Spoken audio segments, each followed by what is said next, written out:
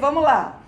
Senhor, meu Deus e Pai, te pedimos, Pai, que nessa noite Tu continues abrindo o nosso entendimento espiritual para que a Sua santa e doce palavra caia em nossos corações como solo fértil, para que nós entendamos na acepção de tudo que o Senhor quer dizer para nós.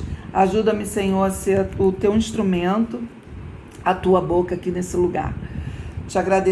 Te pedimos e te agradecemos em nome de Jesus, amém. Então, contextualizando rapidamente, nós estamos hoje lendo 1 Samuel, capítulo 21, e nas últimas aulas nós vimos a ascensão de Davi e a queda de Saul. E como Davi começou a ganhar muito prestígio depois da vitória contra o gigante Golias, nós começamos a ver Davi entrando num solo perigoso, numa zona perigosa com Saul. Ontem nós terminamos com Saul tentando a qualquer custo matar Davi, Jonatas tomando partido de Davi em detrimento da sua própria família, né, do rei, da monarquia, do seu pai. E hoje começaremos o período de que Davi ficará no deserto. Vamos lá. Versículo 1. Davi foi falar com o sacerdote Aimeleque em Nob. O sacerdote saiu tremendo para se encontrar com Davi e disse: "Por que é que você veio aqui sozinho?" Davi respondeu: "Estou aqui a serviço do rei. Ele ordenou que eu não deixasse ninguém saber o que ele me mandou fazer. Por isso mandei que os meus soldados fossem encontrar-se comigo em certo lugar.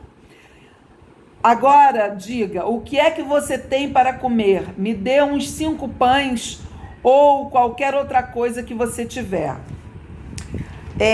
Aqui, Davi está fugindo de Saul e vai para essa cidade de Nob, onde possivelmente está o tabernáculo com a Arca da Aliança, onde Aimeleque está, né?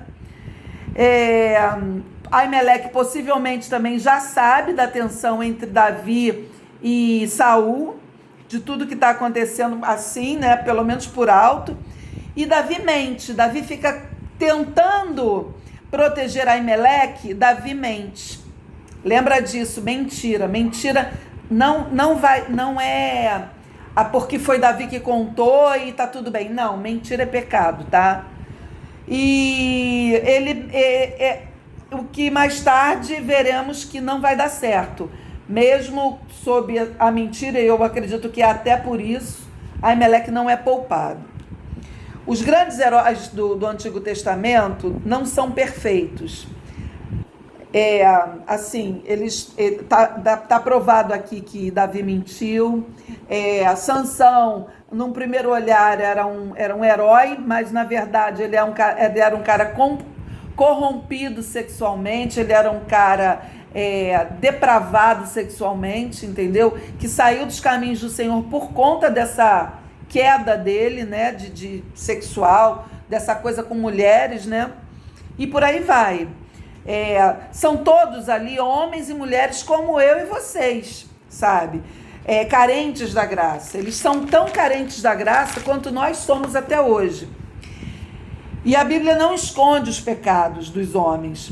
Eu entendo que ela não esconda, que ela faça isso para que nós nos vejamos neles. Afinal, da mesma maneira que nós somos carentes da graça do Altíssimo, eles eram, sabe? E assim, na Bíblia não tem... o único perfeito é Jesus. Fora isso, a gente vai ver homens e mulheres como nós. E que no nosso dia a dia, a gente se coloca ali, vendo que a gente comete as mesmas coisas que eles. Sabe? Isso eu acho muito interessante. Davi vai para o tabernáculo para se refugiar com Aimeleque e ele mente. Porque mais que a sua intenção fosse nobre, ele peca e mente.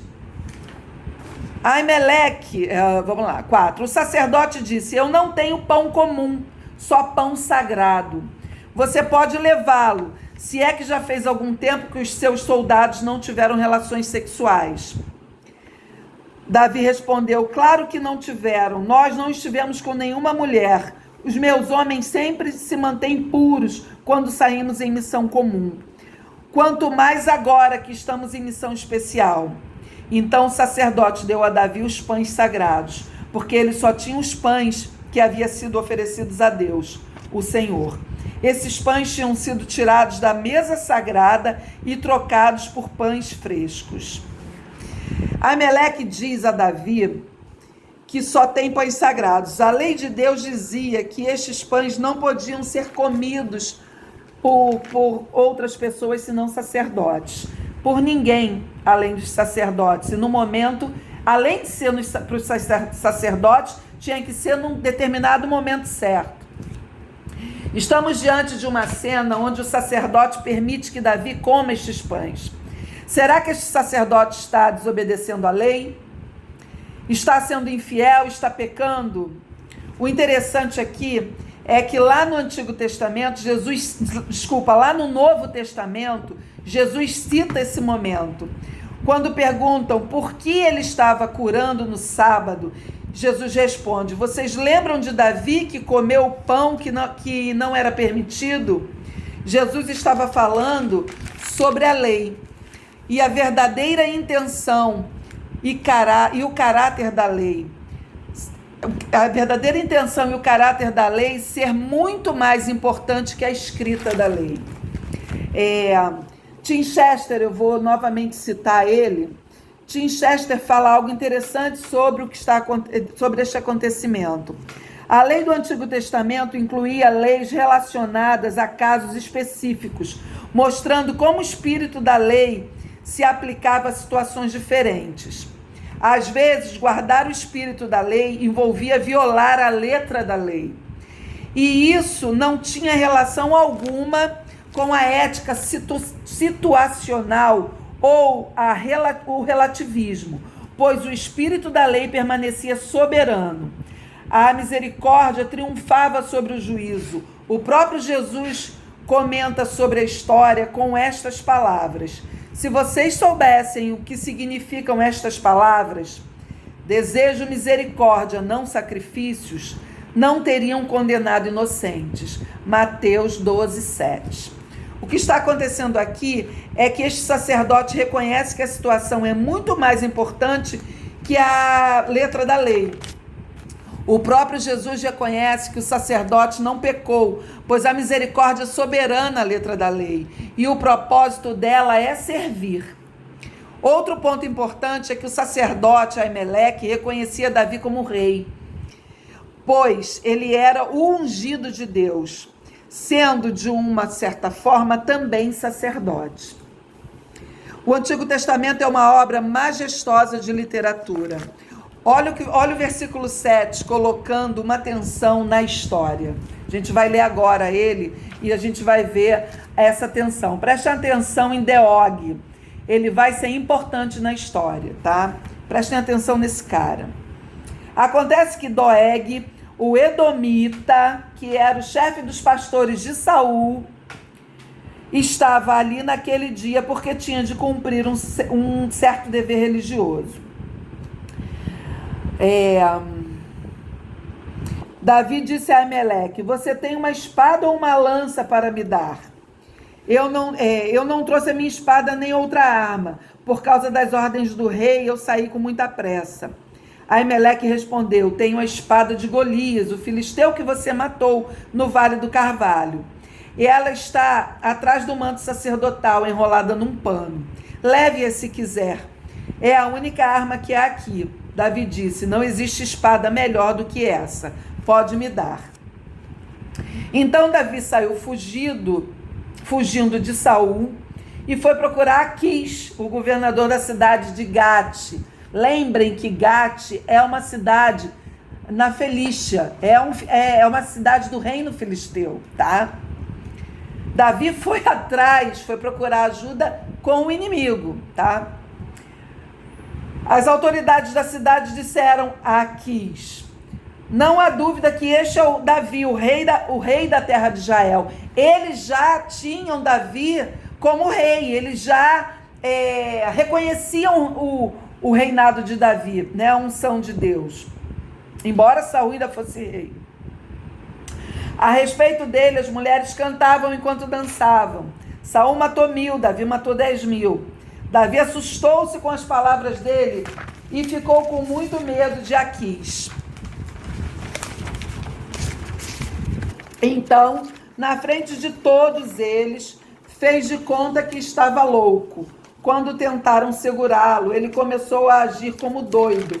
Rabiscava os portões da cidade e deixava escorrer saliva pela barba. Então Aquis disse aos seus oficiais: este homem está louco, por que o trouxeram para cá? Será que não tenho bastante loucos em volta de mim? Por que trazem outro doido para minha própria casa, a fim de me aborrecer com suas loucuras? Gat é um território do reino filisteu. Lembram que eu tinha falado, que a gente já tinha visto isso? Davi foi conversar com o rei de Golias, do cara que ele matou. Ele tinha acabado de matar esse gigante. Num ato de desespero, Davi foi falar com os inimigos do rei Saul. Davi não era benquisto lá, pois tinha matado Golias. Assim que ele chega, vamos presenciar uma cena peculiar. Quando ele, para se livrar do juízo do rei, né, que o rei reconhece ele como rei de Israel, ele se sente encurralado ali no meio dos filisteus. Ele se dá conta que a sua estratégia foi desastrosa, que não deu certo aquilo, e se finge de louco. Isso nos mostra que a providência de Deus se apresenta das maneiras mais diversas. Muitos salmos de Davi relatam momentos do livro de Samuel. Este momento é relatado em Salmos 56, que fala assim: tem misericórdia de mim, ó Deus, porque o homem procura ferir-me e me oprime pelejando todo dia. Os que me espreitam continuamente querem ferir-me, e são muitos os que atrevidamente me combatem. Em me vindo o temor, hei de confiar em ti. Esse salmo, ele está retratando esse momento que ele passou, né? Outro salmo que ele escreveu relatando esse momento foi o 34, onde ele diz: bendirei o Senhor em todo o tempo, o louvor estará para sempre nos meus lábios. Gloriar-se-á no Senhor a minha alma, os humildes o ouvirão e se alegrarão. Engrandecei o Senhor comigo, e todos a uma lhe exaltemos o nome. Busquei o Senhor, e ele me acolheu, livrou-me de todos os meus temores. Contemplai-o e sereis iluminados, e vosso rosto jamais sofrerá vexame. Clamou este aflito, e o Senhor o ouviu e o livrou de todas as suas tribulações. Na maioria dos salmos de Davi, dos lamentos, né, dos salmos lamentosos de Davi, na maioria das vezes ele reconhece que a salvação e a fé vêm do Senhor, como esses, que ele reconhece que Deus deu essa estratégia para ele, para que ele saísse vivo daquela situação, né? Assim como Davi, a lição da lição do dia de hoje é que, assim como Davi, nos momentos de deserto, somos tentados a desistir. Quantas vezes a gente se vê em situações de desesperança mesmo, onde a gente acha que a gente não é amado e que nada dá certo, e que a gente perde entes queridos, e que a gente perde o nosso emprego, ou que a gente perde a nossa saúde, ou que a gente perde a esperança.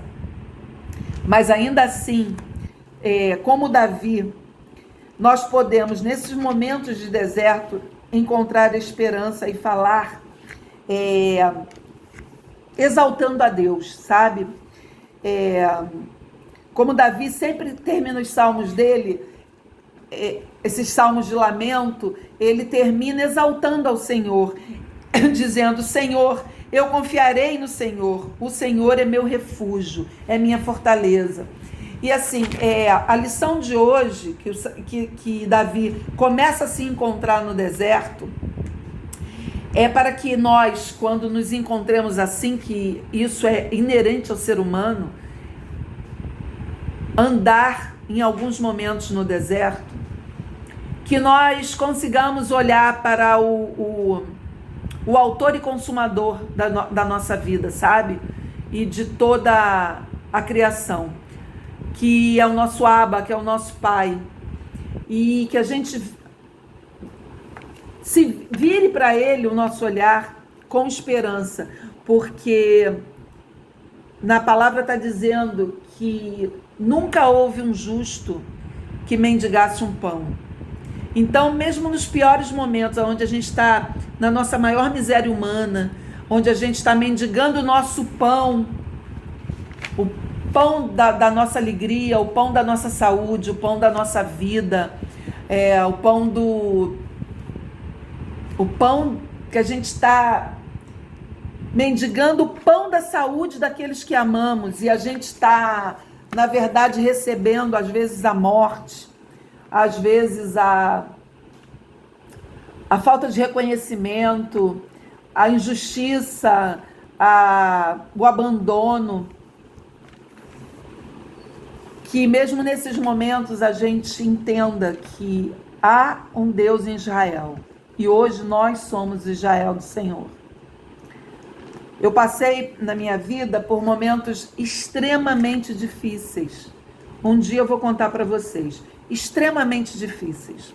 Onde, se alguém me contasse que eu ia passar por aquilo, eu diria que não teria força. De forma alguma eu teria como força para passar.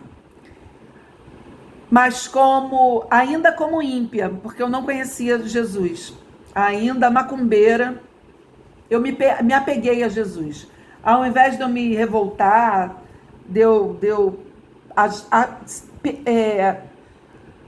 culpar a vida e achar que a vida estava me devendo alguma coisa e que o mundo era um inferno e que eu estava sendo vítima, ao invés disso, embora muita gente ache que eu tenha me feito de vítima, mas na verdade quando eu falava os meus testemunhos era exatamente para a exaltação do Senhor e não para me vitimizar, ao invés de me sentir assim, de me sentir como vítima da vida, eu gastava muitas horas orando, sabe? Ainda sem conhecer Jesus. Muitas e muitas e muitas horas. Às vezes 3, 4 horas orando, sem parar. Orando em agradecimento a todos aqueles que estavam ouvindo a voz do Senhor nos seus corações e acorrendo para me socorrer, sabe? Foram muitos, tá? Muitos, muitos. Eu precisei de muito socorro. E muitos me socorreram. E eu tenho certeza que eles foram anjos que o Senhor arregimentou para me socorrer, para socorrer a Clarinha. E foi uma legião de anjos amigos, que na hora do meu frio se serviram de cobertor. Então, a lição da lição hoje é que deserto não é lugar de se morar. Ninguém mora no deserto, a não ser os beduínos lá, enfim. Mas eles fazem todo um planejamento de vida que eles vivem bem. Eles não sofrem o deserto. Eles vivem no deserto, né? É da raça lá deles, da situação deles. E assim, deserto não é lugar de morar. Deserto é passagem. E eu creio de todo o meu coração que Deus não dá deserto para ninguém, porque nós, como pais falhos, como mães falhas, a gente não coloca filho no deserto. Deus não coloca a gente no deserto. Nós, com as nossas decisões, nós, com a nossa submissão, lembra do povo do deserto? Do povo de Israel, do povo hebreu lá, que era para ficar 40 dias e ficou 40 anos, por insubmissão, infidelidade, por falta de humildade, por uma série de comprometimentos morais, eles alongaram o tempo deles por 40 anos. Então, quando a gente caminha para o deserto, porque a gente vai com as próprias pernas, eu sei que existem desertos de morte, que a gente não procura, morte de quem a gente ama, mas ainda assim, Deus está no deserto com a gente. Eu não sei se eu já falei em alguma aula, mas eu gosto muito de lembrar daquele poema, né, de Pegadas na Areia, que eu me senti assim, gente, eu me senti assim durante muito tempo, que tinha as 4 pegadas, né, que estava o homem com o Senhor do lado, o Senhor Jesus do lado, caminhando, mas nos piores momentos da vida desse homem, ele só viu 2, e aí ele questiona o Senhor, né, por que o Senhor o abandonou exatamente naquele momento. Olha como é que nós somos, a gente já julga que o Senhor nos abandonou. Por que o Senhor me abandonou? Ele, meu filho, você não entendeu, ali eu estava carregando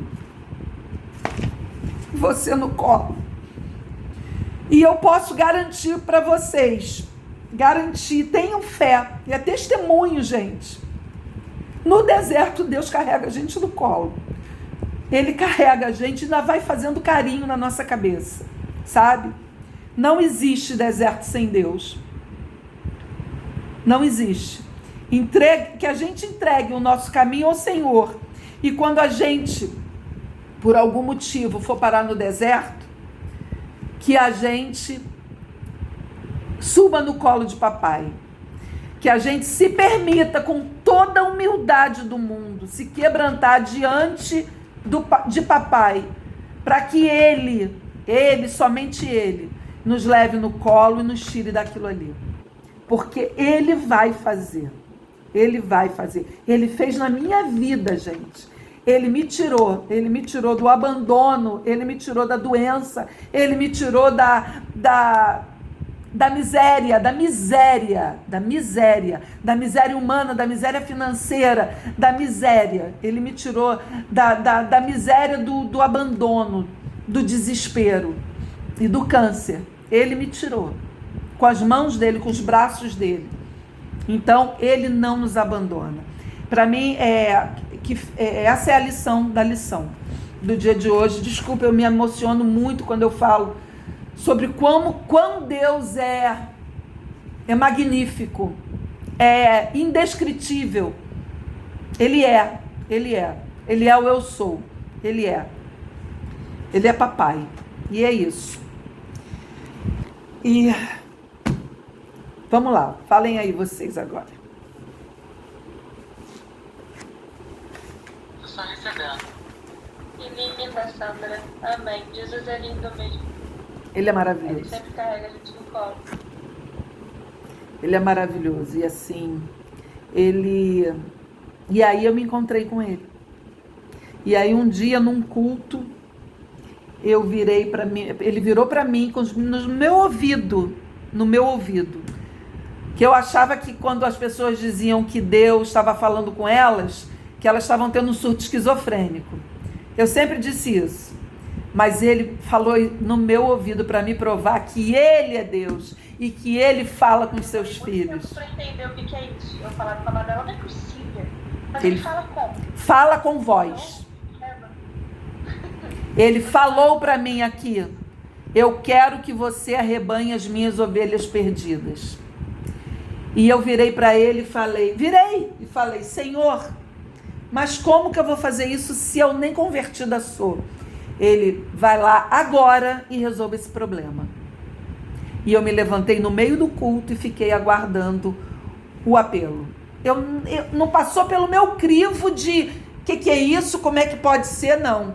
Eu prontamente levantei, e isso foi a postura de uma filha grata. Porque ao longo dos meses ele se provava para mim todos os dias. Não tinha isso que eu dissesse, Senhor, eu preciso, me ajude, que imediatamente a coisa não acontecesse, não se materializasse na minha frente. Não tinha, gente. E eu dizia para ele, o que o Senhor quiser de mim, o Senhor terá. E ainda brincava, papai, praça pública não, por favor, praça pública não. Mas o que o Senhor quiser de mim, o Senhor terá. Hoje eu sou louca por uma praça pública. Sou louca para levar a palavra dele na praça. na praça, na porta do centro espírita, em qualquer lugar, eu quero levar a palavra dele. E ele falou isso para mim. E eu fui lá, me coloquei em pé, e naquele dia o culto era de um pastor convidado, e ele se estendeu muito. E o meu pastor, que depois foi o meu pastor, ele queria fechar o culto logo, e ele não fez o apelo. Só que a mãe dele me viu em pé, olhou para mim e falou: oi. Eu falei: oi, pastora, eu hoje vou aceitar Jesus. Ela fez uma festa. Ela, meu Deus, louvado seja o nome do Senhor, aquela festa. Todos já me conheciam na igreja, porque eu já frequentava a igreja há algum tempo, mas eu não era tocada pelo Senhor. Não me permitia. E aí ele teve que falar comigo, com a voz audível. E aí ela, de lá de baixo: Marquinho, ela quer aceitar Jesus, faz o apelo. E aí você vê como Satanás é sujo. Até na hora que Deus mandou que eu fosse lá e eu me coloquei lá, naquele dia o meu pastor não ia fazer o apelo. E talvez se ele não fizesse e eu não tivesse atendido ao comando imediatamente dele, no meio do culto, eu hoje não seria salva. Mas Satanás vem com as astúcias dele e o Espírito Santo vem com toda a quebra, né, das astúcias do inimigo. E ali, naquele dia eu me converti para a honra e glória do nome do Senhor. E naquele dia eu falei que eu queria ser batizada, que eu não estava ali para brincar. E 10 dias depois eu estava batizada, e eu vou ser honesta para vocês, eu não sabia direito o que eu estava fazendo. Eu só sei que eu atendi o que o Senhor quis. E nunca eu vou me arrepender, porque a partir daquele dia, eu e minha geração, e toda a minha descendência, para a honra e glória do nome do Senhor Jesus, é salva. Porque eu já vejo todos no céu comigo. A minha descendência, a minha ascendência e todos aqueles que Deus me comissionou para levar o seu nome. Glória a Deus por isso. Amém. Amém. Manu, vamos terminar para você poder namorar. Vem cá rapidinho. Rapidinho, vem cá. Eu hoje estou tendo o prazer e o privilégio de estar na casa da minha amiga Rita, nossa amiga aqui no grupo. Essa pessoa linda e maravilhosa, essa pessoa de Deus, que tem um anjinho no céu e que aguarda com ansiedade boa, o reencontro dela com o anjinho dela no céu. Essa minha amiga maravilhosa. Estou eu aqui. Que tá ótimo, diga-se de passagem, né? Deve estar lá com o meu irmão. Exatamente. Eu falei isso para ela hoje. Ele está lá sendo ladeado pelo irmão da Manu. Uma pessoa linda, maravilhosa. E a minha amiga... Oi? A gente que lute pra chegar. Não é? E a minha amiga é tão fantástica, tão humilde, tão show de bola, que ela, quando se vê fazendo algo que possa aborrecer o Senhor, ela só pensa assim: Deus, me ajuda, eu não quero agir assim, porque eu quero encontrar o meu filho. Eu mais quero. E ela vai, no nome, eu também, porque eu tô louca de saudade do João Pedro. E eu vou conhecer seu irmão, que eu tô louca para conhecer o seu irmão também. Eu também sempre penso isso. Falo, gente, eu tenho que chegar lá agora. Eu tenho que conversar com ele. Mas não é? Então é isso. Então estamos aqui reunidas no dia de hoje. Eu estou aqui visitando minha amiga. E vamos fechar porque hoje sextou para Manu. Sandra, qual é o nome do filho dela? João Pedro. Não, só para eu gravar quando chegar lá. Ah, sim, João Pedro. Hoje a gente estava até conversando sobre uma dúvida escatológica. Se quando chegar lá, o João vai ser um rapazinho, ou se ele vai ser criança, o nosso João, que partiu com 9 anos, né? Com 9 anos. Uma pergunta que a gente... Na minha cabeça, só na minha cabeça mesmo, ele vai ser como do jeito que ele foi. A gente... Eu Pra que... gente se reconhecer, né? Pra gente se... pois é. Porque a gente sonhava, né, com ele adulto, dando filhos, tudo isso, né? Então a gente sonha em ver ele rapaz, né, Rita? Ele era meu genrinho. A gente sonhava da Clarinha casar com ele, sabe? E assim, eu vou botar uma foto dele no grupo, vocês vão ver coisa mais linda, para vocês procurarem ele quando chegarem no céu, pra gente fazer uma festa com ele. Tá bom? Eu já gravei o nome, vou perguntar. Quando eu chegar lá, eu vou procurar. Nosso louro, nosso branquinho. branquelo. O nosso branquelo lindo. E é isso, gente. Manu, você ou o seu digníssimo façam aí as... Eu gostei muito da oração do seu digníssimo. Pode fazer ele? Ele vai orar agora. Ô, Glória! Homem de Deus! Então vamos lá. Vamos lá. Deus, em nome de Jesus, Pai, nós queremos te agradecer, Senhor, por mais uma semana completa. Amém, Pai. Mais uma semana que o Senhor teve presente nas nossas vidas, Pai. Obrigado, Senhor, por mais um dia de reunião dessas meninas. Essas meninas que estão fazendo muita diferença na vida uma das outras. Nós podemos ver que o que elas estão plantando já está sendo colhido, Pai. E isso alegra muito o nosso coração. E imagino o quanto tem alegrado o coração do Senhor também, Senhor. Deus, muito obrigado por essas reuniões que têm acontecido, por essas transformações que o Senhor tem feito. Nos dê, Pai, um final de semana abençoado na Tua presença, Pai. Essa reunião está acabando, mas que o Teu Espírito Santo continue ao nosso lado nesse final de noite, nesse final de semana. E já prepara, Senhor, a próxima semana também. Prepara os nossos dias, Pai. Guarda nossas vidas, nos livra de todo mal, de toda armadilha, de toda seta inflamada do maligno. Pai, nos cobre com o seu sangue carmesim, com a tua armadura de Efésios. E nos dê um final de semana abençoado na tua presença. Mas é o que eu te peço e te agradeço. Em nome de Jesus, Pai. Amém. Amém. Olha, adorei! Esse varão tem que estar sempre aí para orar por nós. Gente, eu amo vocês, eu amo a vida de vocês.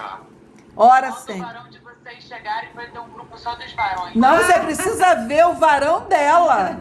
O varão dela é do naipe do seu, todo bonitão, tipo Saul, assim por fora, sabe? E por dentro, tipo Davi. O coração de Davi. Ô, Glória! É assim que eu quero também. É desse jeitinho que eu quero, viu, papai? É assim que eu desse quero. jeito. Aqui, tchau, porque aqui é um tema precioso. É isso aí. Eu amo vocês. Até segunda. Beijo. Beijo. Beijo, Tchau, meu meu amor.